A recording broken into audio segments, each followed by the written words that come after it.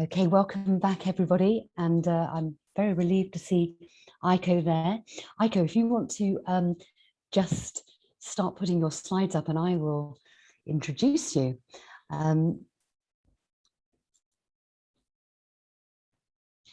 So, apologies, just bear with me. So I'm really excited about this next keynote. I've been hoping to hear more about network analysis and the systems approach for some time. So I was very excited when Eiko agreed to do this. And Dr. Eiko Fried is Associate Professor of Clinical Psychology at Leiden University in the Netherlands.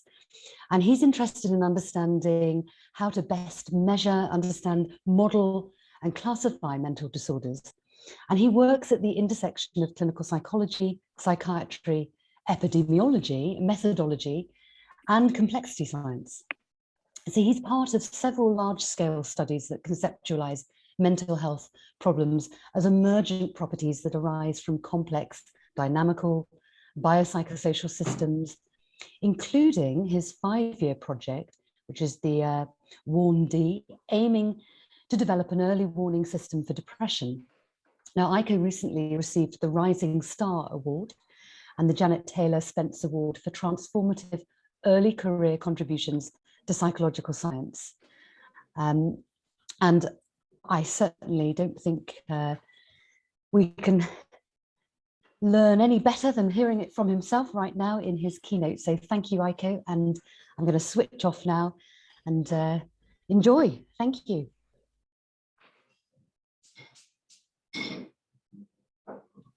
Thanks. Just check my microphone. I hope you can hear me okay, Sarah. And yeah, I can hear you. Thank you. Well, thank you for the invitation. I'm very, very humbled to be able to speak to you today. I looked at the program and I saw about 70% of the talks so far, and I have to say, what a stellar lineup, what a remarkable group of researchers. So thank you for allowing me to be here today. I'm going to give a talk. That's what it is. Could everybody mute their microphone? I hear a couple folks talking things. I'm going to give a conceptual talk today, and contrasting some of the fantastic empirical work we've seen just now. And well, I hope it'll be interesting for everyone.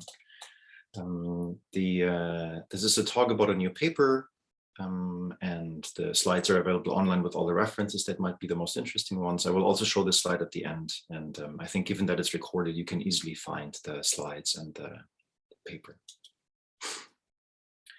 I can make this short. We all have shown this slide ourselves many times. Mental health problems are prevalent, debilitating, and costly. And progress in understanding, prediction, and treating mental health problems has remained limited over the last few decades, at least. We're doing better in delivering care to folks today, but for major depressive disorder, for example, which is what I work on primarily, we really largely do the same things that we did 20 years ago, and efficacy has not improved a lot. Many of us have worked on barriers to improving understanding, prediction, and treatment. And my favorite barriers to talk about in the last few years have been measurement foundations, on which we'll put a new paper online on Monday, and which I've been working on for 5 years, so I'm quite excited about that. And a lack of strong theories, lack of strong theory building and testing in clinical psychology, which I've worked on with some fantastic colleagues over the last few years. But today's focus is going to be on diagnostic literalism and reductionism, and then, well, ways to move forward to conclude my talk. And I'll start out with diagnostic literalism. So I wish I could be there in person and see all of you, and well, we'll just do this online, I guess. The question that I will come back to over and over today is, what are diagnoses? And I will talk about major depressive disorder, PTSD, OCD, schizophrenia, and a number of other categories in official psychiatric nosology, such as the DSM or the ICD. Now, I'll have to move your beautiful pictures a little so I can see my own slides a little better here. The DSM-5 defines mental disorders, and maybe that is an answer to the question that I have. What are diagnoses? Well, diagnoses are listed clearly in the DSM-5. Depression, for example, is defined, or an episode of MDD is defined as having one of the first 2 symptoms, 5 out of 9 symptoms overall, and these problems need to be there for at least 14 days, and there's some other things like impairment. Maybe that's an answer we're looking for. But I wanted to show you that this is not an answer based on the following questions I would like to ask. Namely, sorry, I'm going to do this first here. So if we look at the DSM, we get the impression that there's a couple of boxes or colors, and we can put categories neatly into these boxes. They're separate from each other and so forth. Now, given that this is a Transdiagnostic conference, you all know what's coming here, but I'll do this for the setup anyway, briefly.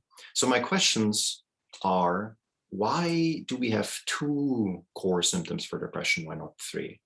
Why 5 out of 9 symptoms and not 5 out of 10 symptoms? And why do we say 14 days and not, for example, 16 days?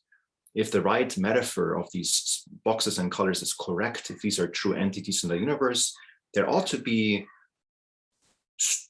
a strong justification for these diagnostic criteria. And for that, I want to go to the history of psychiatry. Now, everybody knows the person on the right side here. In the 1940s and 50s, especially in the US, psychoanalytic theory and practice dominated psychiatry, to the degree that in the 1950s, nearly every department chair in the United States of psychiatry was an outspoken proponent of psychoanalysis. This entailed a very negative view of the idea of diagnosis in general. Diagnoses were considered by many an insult to a patient, not being able to approximate the person's problems. And therefore, papers by Ash and others in the 50s and 60s showed that inter-rater reliability was hardly above chance. Makes sense if diagnoses are not core to nosology, of course. Now, there was pushback against this in the 40s, 50s, 60s, and the idea was to introduce the medical model to psychiatry and focus on more objective signs and symptoms. And this went hand in hand with the idea to get rid of theories in nosology. The DSM-3 in 1980 was meant to be explicitly agnostic. All underlying theories and ideas were supposed to be removed from the DSM-3, which was celebrated as a major breakthrough at this point. So a core paper here in 1957 was the Cassidy paper that many of you will know. Cassidy introduced criteria for depression or manic depressive patients, as he called it. And he had a few criteria there. I'm not going to go to do this in detail. 1972, everybody knows that paper. Of course, the Feiner criteria, who took Cassidy's criteria and modified them somewhat. Historians of psychiatry have been unable to find justifications for these modifications, so we're not quite sure why that changed from Cassidy. And overall, these historians like Ken Kendler have identified a number of changes to these criteria for depression over the years. But you can see that the 1950 paper and the DSM-3 criteria are quite similar. And of course, since DSM-3, nothing has happened to depression criteria over the last 41 years. The point I'm making here is that most diagnostic categories and thresholds, so when do you get sick, were shaped predominantly by historical forces and not only by empirical evidence. A few examples. Feiner relied on the Cassidy criteria for depression, but he could have equally taken other criteria that were competing, such as the state examination or the diagonal computer program, all of which had roughly equal validity evidence. And in fact, it's not even clear if Feiner was aware of these competing frameworks. Another example that Ken Kendler describes in one of his papers, the father of psychiatric nosology, so to speak, Kraepelin, had a competitor who was more influential during the days of Kraepelin. But Wernicke died in a bicycle accident at a fairly young age. And it is entirely possible that if Wernicke had survived, his framework would have dominated psychiatry and not Kraepelin's framework.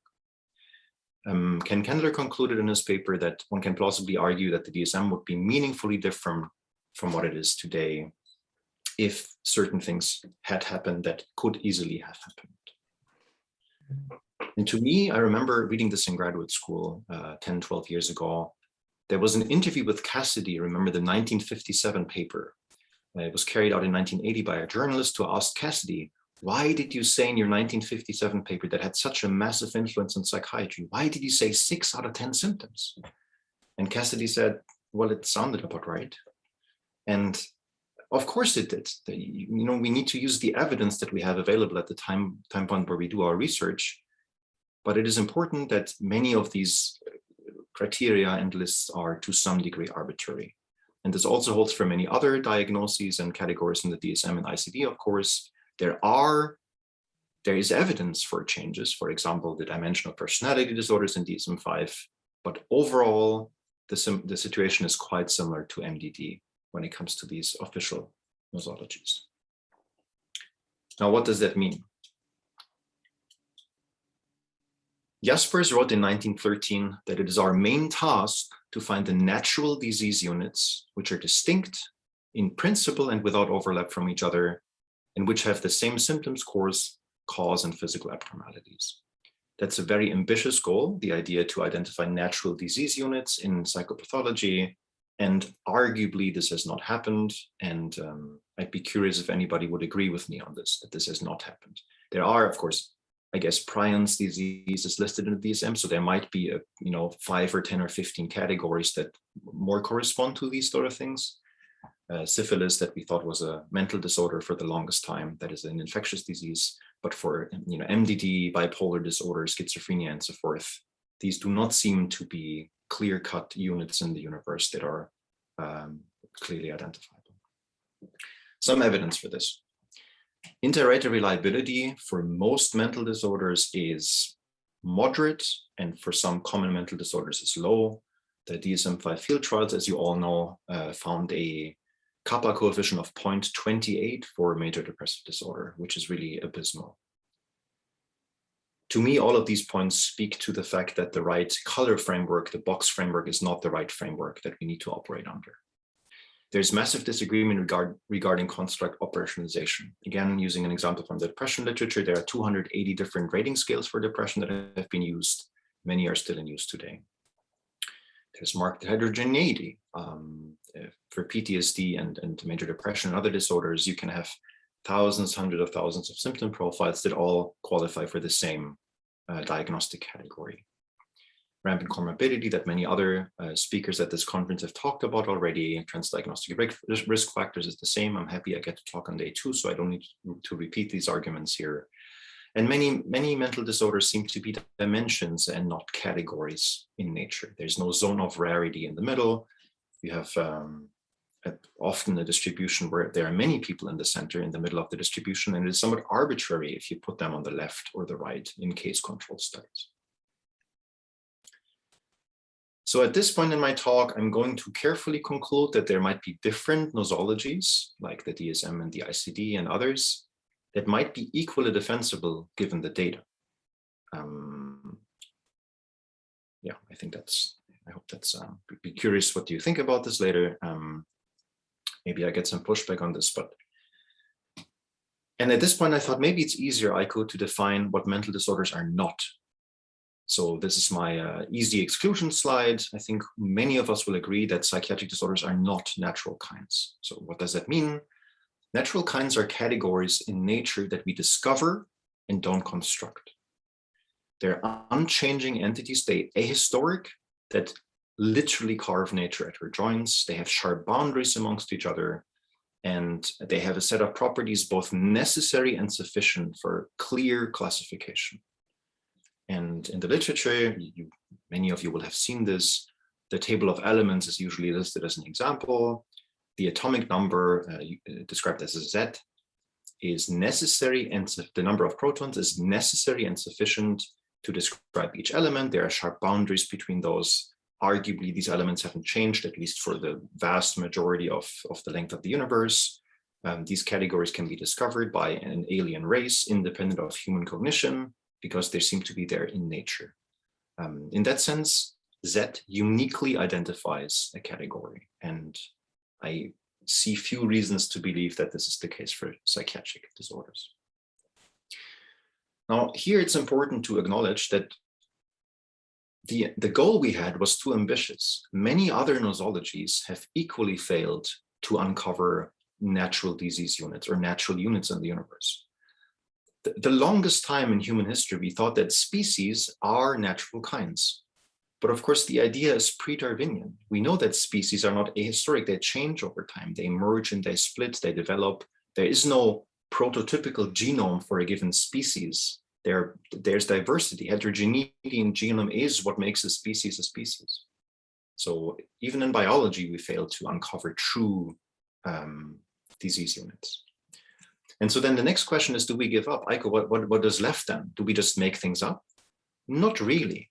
And I think that's quite important to realize that there's a middle ground here between randomly constructing things and finding things in nature. So if we're unable to discover categories and thresholds in nature, they need to be manufactured. And this is a sentence from Inventing Temperature by Hasok Chang, a book I really recommend to everyone here who talks about epistemic iteration, the idea that measurement informs theory and theory informs measurement. So what does it mean to manufacture thresholds? Well, we know that long-term high blood pressure is a very important marker for mortality and morbidity. Long-term high blood pressure exists. Nobody would deny the existence of that construct. It's real. But the threshold to high versus low blood pressure is constructed. We made that up. We made that up based on regression analyses and predictive values and so forth. There's a normal distribution of blood pressure for most of us. And where we say, well, this now is high blood pressure is to some degree arbitrary and will always be. And that's okay. That doesn't make it not real, which is often a counter argument against this framework. SES, socioeconomic status, is real in the sense that people earn money and they live in neighborhoods. But it is an index. And if I change what goes into this index, the SES changes and it's debated. We're writing a paper at the moment on measurement flexibility in SES. There are hundreds of different ways of conceptualize and operationalize SES. All of them are true, but it's also arbitrary to some degree, and that's okay. Emotions. As a student, I think in my third year, in my third year bachelor's, I learned, I think, 14 or 15 basic emotion theories by heart. There are 4 basic emotions. No, there are 5 basic emotions. No, there are 7 basic emotions, and the list goes on from there. Maybe the world isn't that easy. Maybe these are just simplifying frameworks for how many emotions there are. I don't think there are 7 true things in the world that are emotions, and the rest are secondary true emotions. I don't think it's that simple. That doesn't mean it's not useful to have the big 5 or 7 basic emotions as a theory. So disclaimer, this does not mean mental disorders don't exist or should not be treated. It just means that our categorization is to some degree arbitrary. Of course, it's also based on evidence and also will remain to some degree arbitrary. I think that's the important message here today. That's a world we need to live in and need to deal with in our nosology to some degree. So last slide for my first point, diagnostic literalism is when we take diagnostic categories as described, for example, in the DSM or the ICD or other frameworks more literally than what they are. And I think it significantly has impeded progress in the field. And of course, this is a Transdiagnostic conference. I would assume many of you would agree with that. My prototypical example is a case control genetic study for depression. Of course, we should carry those studies out. Of course, there is insightful inferences to be drawn. But at the heart, I don't believe that depression is a category with yes and no, which this study presupposes. Every case control study presupposes this. And I also don't think depression is a very useful phenotype because people differ a lot from each other. People have a lot of comorbidities. Some of them are more anxious, some of them are less anxious, and so forth. So I think there's limited use in case control studies of single mental disorders, acknowledging the complexity of it. And that is why I think the literature that we've written, that I've contributed to, where we talk about genes for depression, risk factors for GAD, treatment for schizophrenia, I think that's dangerous because we're keeping up the reification of diagnostic categories that are at best rough clinical proxies. And I don't have a good solution to this. This is semantic to some degree. We need to, of course, talk about things. We need these categories perhaps for healthcare and prevention and stigma, combating stigma and so forth. But I think they're dangerous terms. All right. I would usually take a break here for questions if this was a live audience, sorry, an in-person audience, but I think I'm gonna do this and we'll do the questions at the end given the format here. So my second topic is reductionism. Reductionism is awesome. I've been reading up on reductionism for a few months now, and it's overwhelmingly amazing, and I hadn't realized that before.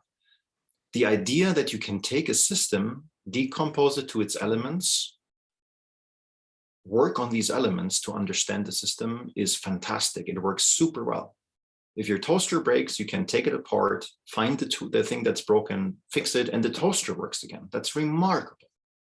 It's really one of the most fundamental things in science. And so any system can be decomposed into its elements and their relations. That's as simple as it is. And the goal is to figure out the properties of the whole given the properties of the parts, such as for my bicycle, for example, which is a simple mechanical system. Now, I think there are problems to reductionism, or it has limited utility as a framework in increasingly complex systems. I list a few examples here. And disclaimer, while there's brilliant work on complexity and mental health, shout out to everybody who's here today who's doing this sort of work. I'm not criticizing your work or the field's work. I think we can agree that the mainstream research in our area, including my work and including perhaps your work, has been carried out and funded largely reductionistic over the last few decades, at least while I was active in academia. I think that's a problem. And while reductionism comes in many forms, I think the Freudian unconscious, for example, was a highly reductionistic idea that dominated our field for way too long, that most of the issues patients have can be reduced to this one idea that is psychological in nature. So there are many types of reductionisms, but I will today take as an example and criticize biological reductionism, because in my reading of the literature, it has dominated our field more than other types of reductionism for a while now, and it has constrained research funds, healthcare policy, and service delivery more than other types of reductionism. Should we not do biological research? Of course, that's silly. I shout out to all my colleagues doing biological psychiatry. This is not what I'm trying to say here. I'm using it as an example for oversimplistic approaches to mental health, and I hope, well, I hope that's all right. So, definitions. Reductionism is the idea that my bicycle can be reduced to cogs and wheels and pedals, in the sense that my bicycle is nothing more than cogs and wheels and pedals. That's the philosopher of science definition I will use today as well, widely accepted. Biological reductionism in the same sense is then that mental disorders can be reduced to biology in the sense that they are nothing more than biology. Or in other words, understanding biology is sufficient to understand mental health fully. Maybe here a brief shout out to Diane O'Leary, a philosopher who has written very clearly about these topics, and I recommend her work. Now, my core example today for reductionism is a number of strategic NIMH directives written by often spearheaded by Tom Insel. There have been some other NIMH directors in the last decade that have written similar pieces with similar directives. And I take this as an example because these people are so famous, I think they can take the criticism. I don't want to single out any other individual researcher or small group, but this seems a very obvious example for reductionism.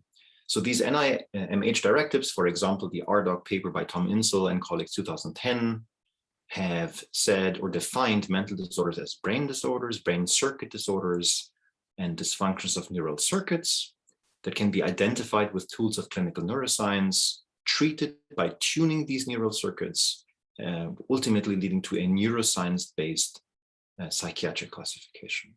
And again, yes, we definitely need mental health research based on neuroscience. That is not the point here. The point is that this seems overly simplistic.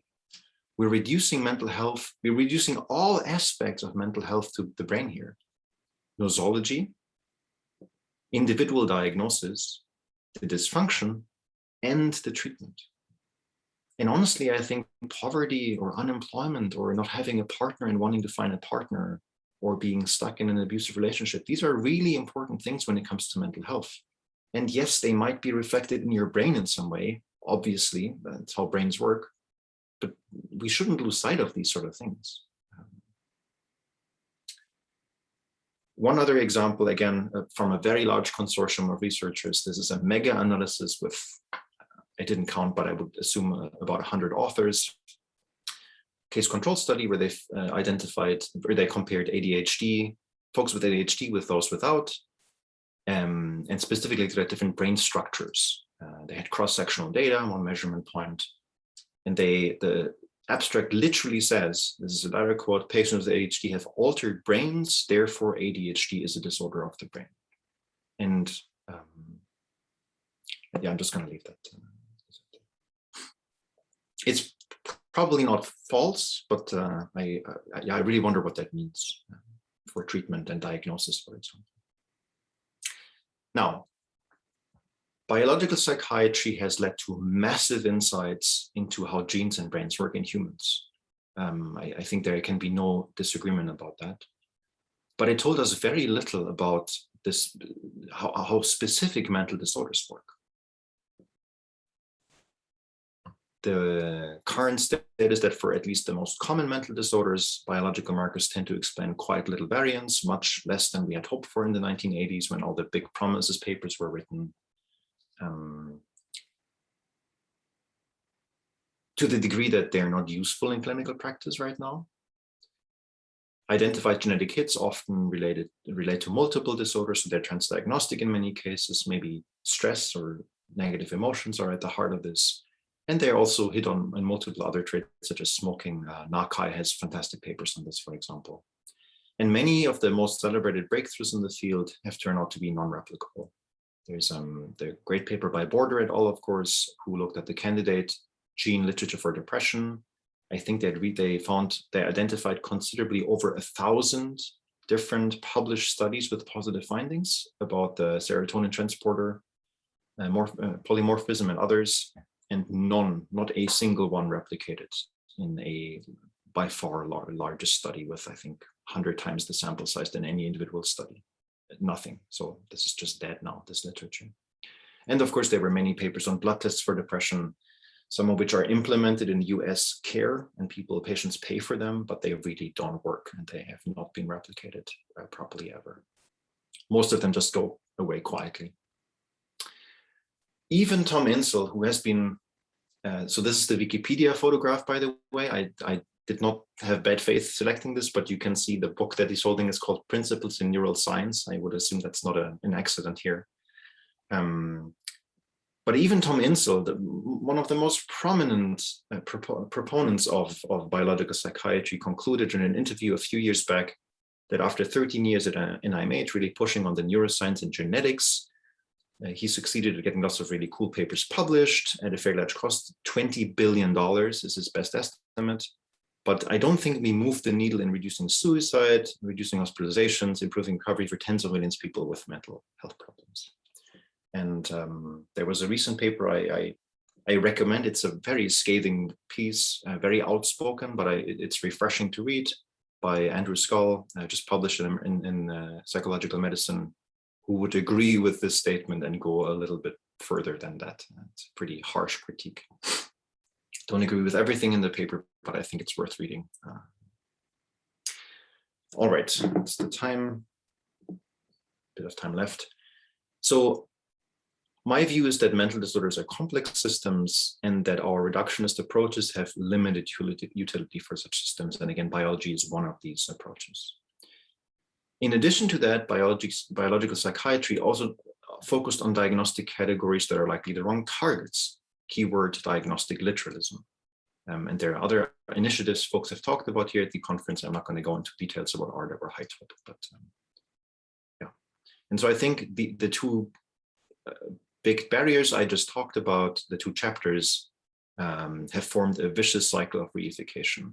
We make up a category that is somewhat arbitrary, We find a biomarker correlated with this, and then we say, well, it's got to be true because there's a amygdala correlate, and then we go back to the category and so forth.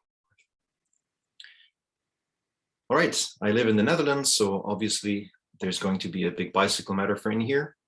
I am trying to integrate well. So moving forward, I was in Virginia 2 years ago. I had the huge privilege to visit Ken Kendler, and this is Ken's second bike. He said, Eiko, you can have it while you move around in Richmond. Take good care of it. It is old and very important to me.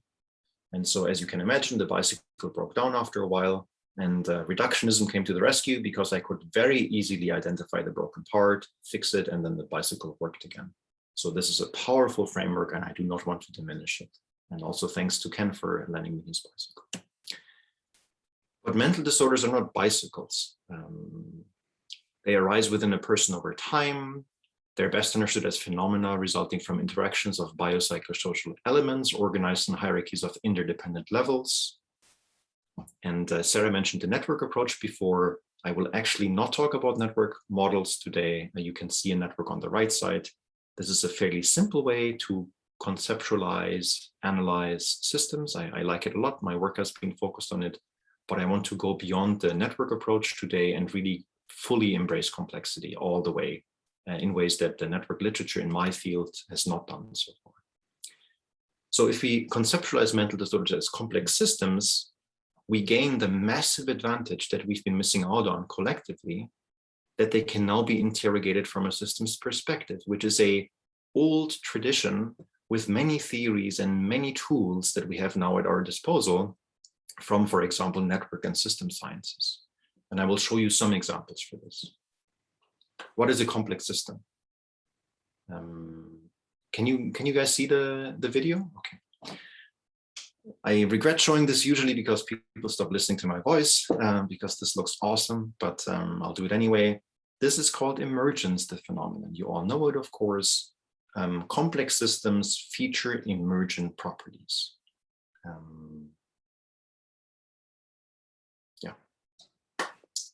What are emergent properties? Emergence means when you cannot fully understand the macro behavior of a system from the elements. For example, a bird does not show flocking behavior. Hydrogen and oxygen are not wet or fluid. And a population of wolves or foxes or other predators does not have a sine wave in itself unless you combine it with a prey population, in which case you have a sort of negative vicious cycle between both populations. So that means that features of the complex system are not present in individuals of the system. And even more important, and I only realized this when I read the book by Sandra Mitchell, short book on complexity, which is super well explained. I can highly recommend it, and I don't get royalties for it or something like this, so no conflicts of interest to declare. It's just an awesome book. Emergent properties have independent causal status, and that's so important to realize. So if you think about bees, you can study individual bees and their genes and neural correlates all you want, even their social systems. You will never understand that bees collectively in their beehive store honey. And at some point, once this honey is full, which is not a property of any individual bee or even the beehive, honey is a separate thing. Once the beehive is full, once the honey is full with once the beehive is full with honey, this full honey exhibits causal properties on the behavior of individual bees. And so on, and Sandra has many other examples of this in her paper, in her book. Early warning signals. Another feature of complex systems I want to talk about briefly, just to show you that there's so many things open to us that we're not utilizing. Most of us, and some of us are working on this, of course. So in complex systems, you can have multiple states, multiple stable states. And we visualize this with so-called landscapes or resilience landscapes. And all you need to do here is use intuition and gravity. That's how these landscapes work. So on the left side, you have a very resilient system. You have a healthy state, and the state the person is in is sort of this black billiard ball here. And perturbations, negative life events, getting a bad grade in school, having your partner die, are stronger or weaker perturbations to this billiard ball. You push the ball to the left and the right. And here in the left side, we would need to exhibit strong force to push the ball over the mountain, and then it would roll into the disease state. And from there, you can see from the system, it would be really difficult to move the person back to the healthy state. On the right side, the system is much less resilient, and it would need only a little push to move the person to the disease state. Or the lake, by the way. This has been done in ecology, this has been done in biology, in weather forecasting, and so forth. These are generic features of complex systems. And now the cool thing is that if we follow the black billiard ball on the left side and the right side over time, we can see how resilient they are to future transitions. And the graph is a bit complex. What you need to know is if you push the left ball and the right ball just a little bit every day, our systems get perturbed every day. On the right side, it will take longer until the billiard ball comes to a rest again, because the slope is less steep. Right, on the left side, I push a little, it goes back to the cubby hole, it's done rolling. On the right side, it'll just roll left and right, and then stop. And this left and right rolling is a marker for future transitions into a different phase state. And there's some work on this in depression.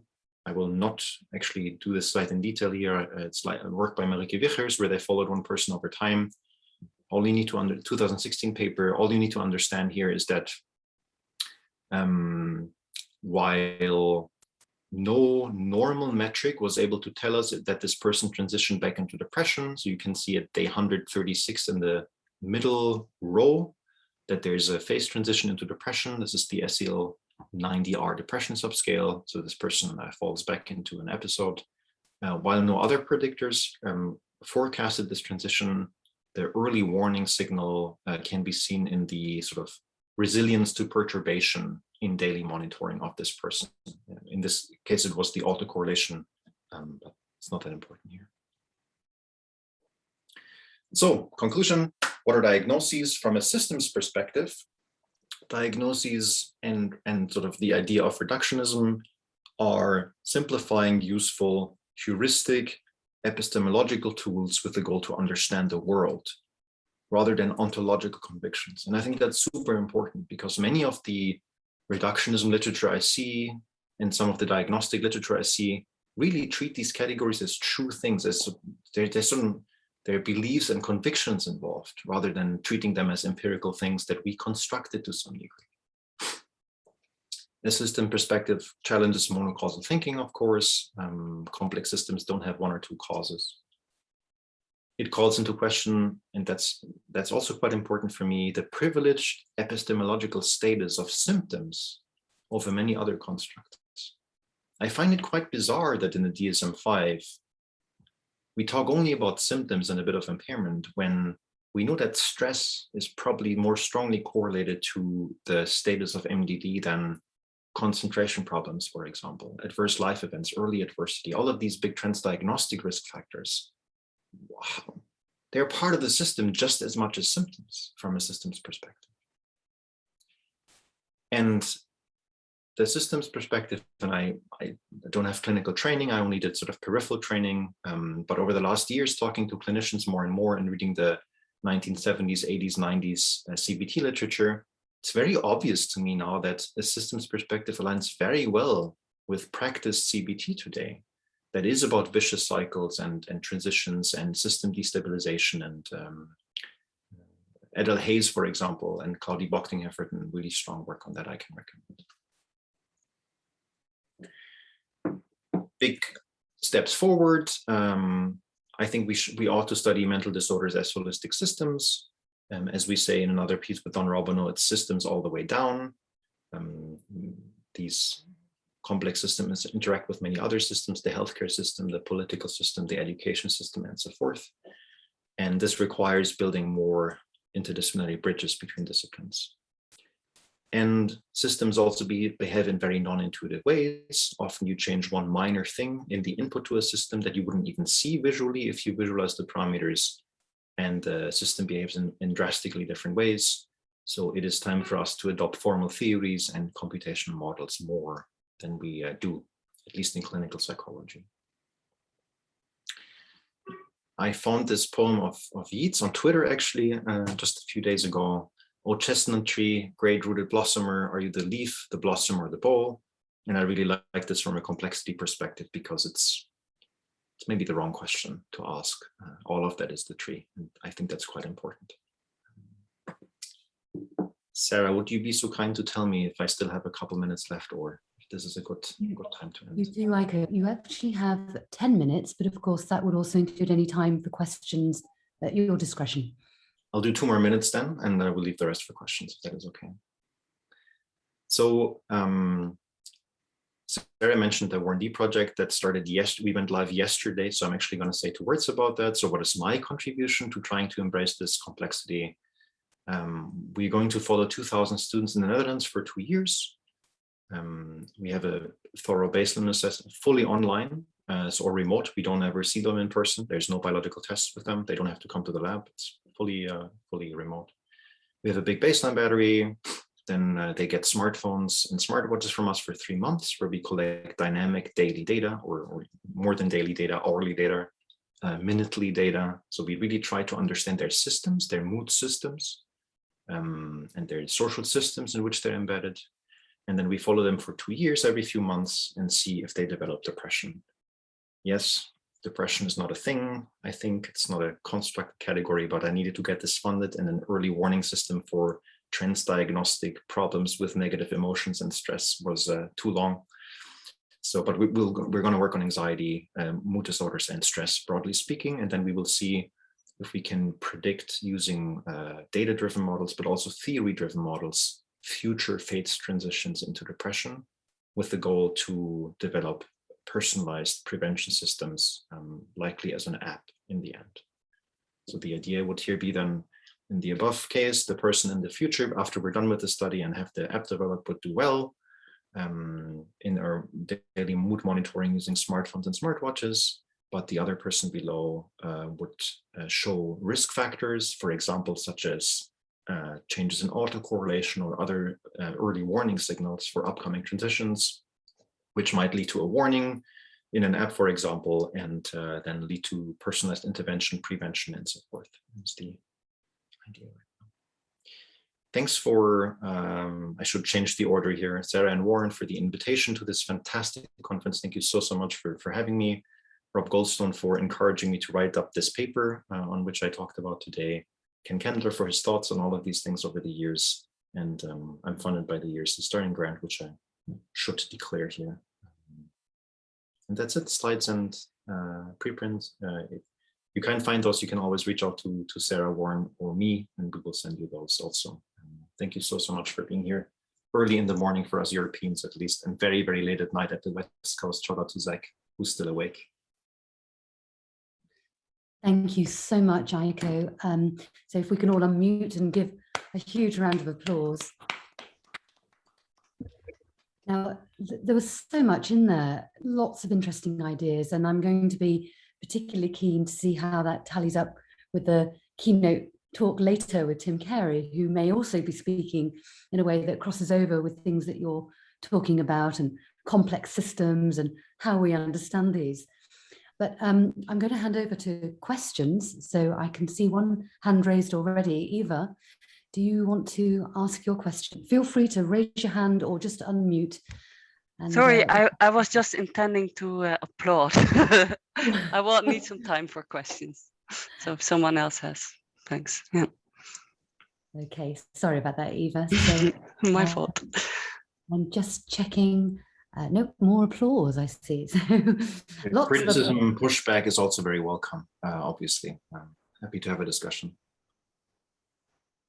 Yeah, that's very important that we, talk critically about things as well. So please do feel free to unmute. Warren. Hi, Eiko. That is a tremendous talk. I really admire your presentation style. It's so so clear and precise. So thank you for that. And thank you for the historical background as well. I guess I've got a funny question, really, but it kind of relates back to when in 2004 we produced the Transdiagnostic CBT book by sort of taking the classification literature and using it to make a transdiagnostic case. Do you have any plans to use your methodologies to kind of scrutinize or update or recarve any of these categories? Not necessarily because you think that's the best way practically or therapeutically, but just from a scientific basis, you can answer that question of, well, you can empirically derive some of these categories and thresholds. Yeah, thanks for the question. That's a hard question that I get a lot. Like, Eiko, why don't you make your own depression scale? And Eiko, why don't you make the DSM-6, so to speak? I find both very hard to answer. My take at this point, but again, I'm not somebody with clinical intuitions. I do not see patients. I don't have the clinical wisdom that many of you have. My intuition as a sort of more data-driven person is to build these categories from bottom up, data-driven. And so we have a big, we were lucky to get, we have a 10-year grant in the Netherlands now, a really big grant for 25 million. And we will follow 2,000 people, patients, transdiagnostically, or during the course of their treatment, and we will try to see how their lives look like. We will try to look at these building blocks of psychopathology, mechanisms, emotions, symptoms, both nomothetically, but also ideographically. Everybody gets to determine what is important to their life with their clinician. And then, of course, in order to build group level models, we will also ask the same questions, the same basic transdiagnostic questions for all these people. And we will see if we can find any data-driven categories or dimensions, if you think of it as high top. So is your plan to create that independently, or do you have any plans to kind of then measure and contrast where that sits in relation to the existing classification system? Yeah, so I think the models that we can use get much more powerful in terms of statistical power if we can tell them things before we look into our data. So my view is that we can use existing frameworks to constrain our statistical models and see what we end up with different constraints. So your 2004 or 5 book, for example, could go into our model as a constraint to the enormous multidimensional landscape in the data and see if that is a useful constraint for the fit of the data, for example.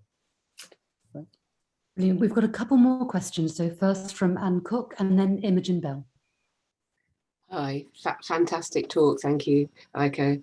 I've got a kind of political question, really, I guess. You just mentioned in passing, of course, we don't believe in depression as a thing, but I had to put that in my grant proposal because I need to get these things funded. I can't disagree that we all have to do that. Is there anything we can do about that as a community? So I felt so young recently, until recently, and now I have tenure all of a sudden, and I feel like I'm more of a grown-up person who needs to stand up for the community more than I needed to before.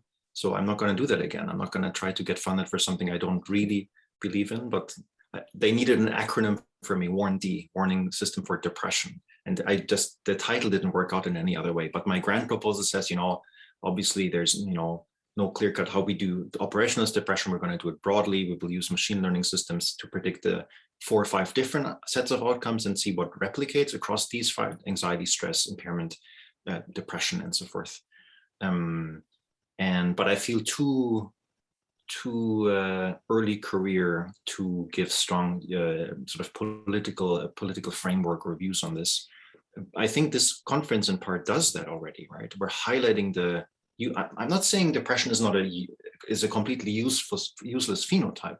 It's not. It's helpful for communication with patients and so forth. And while my work has highlighted it's very heterogeneous and all of that, of course we need that. My view at the moment is we need that to some degree. But I think as researchers talking to each other, we can do better than we're currently doing. And that would be my short take. But thanks. Hard question. Thank you, Imogen. Thanks, Eiko. It was so fantastic to finally hear you talk. Absolutely fascinating. And I'm still getting my head around the model that you're talking about. So forgive me if this question's somewhat ignorant, but I'm thinking about the clinical implications. And I know that you said that you're not a clinician, but in thinking this through, if we adopt this model about systems, I'm just thinking about the wonderful analogy you gave about the bees and the hive and the honey and all of that sort of stuff. If there's something wrong with the production of the honey, we can still target the bees as a level within that system in order to correct the problem. So the individual constructs within the system, even though they may not, have honey within them, each bee doesn't have honey within it, we can still target the bees in order to correct the downstream effect of the honey. So I'm just thinking that's kind of stuck in my mind as I'm thinking and digesting this. And I'm just curious about whether you have any reflections about the application of your model to clinical intervention. I fully agree with this. People get overwhelmed with this complex stuff here, but what I wanted to say today is that there are two awesome things about this view. First, we get all these tools and theories that exist in other fields and that have been shown to be generic for complex systems. And second, what you say, we have so many new inroads all of a sudden. There are so many ways to influence a complex system. Some are more powerful and some are less powerful, but depending on the level that we want to influence, we have many inroads all of a sudden. We can influence edges and nodes and thresholds, statistically speaking, right? So there are many levers that are available to us that we're not utilizing right now. At least I think so, as a person who's sort of only with half a foot in clinical work. So that's my view. It allows us to have more levers to influence the storage of honey in the end. What these will be, some of them will be the same across people, some of them will be the same across the same diagnostic category, and some of them will be vastly different. And I think it's largely a question of empirical work right now to find out what of this stuff generalizes and what doesn't. So thank you again, Eiko. It's very reluctantly, I'm going to say it's break time now. We're going to draw this conversation to an end, but do feel free to continue talking in the break for those of you who want to. And of course, we're going to have plenty more discussion time later. So wonderful questions, keep them coming, keep the discussion. That's what this is all about. But let's take a 20-minute comfort break and we'll be back with the next session soon. Thank you again, Eiko.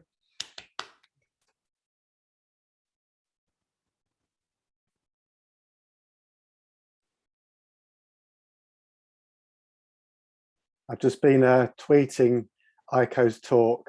Managed to get a little GIF of his emergent behaviour of the starlings. So you might want to have a look at that and retweet it if you're interested. Just really, it was just great, wasn't it, Sarah? Absolutely, really liked that. Yeah. Warren, would you be able to press the stop on the record, by the way? Yeah.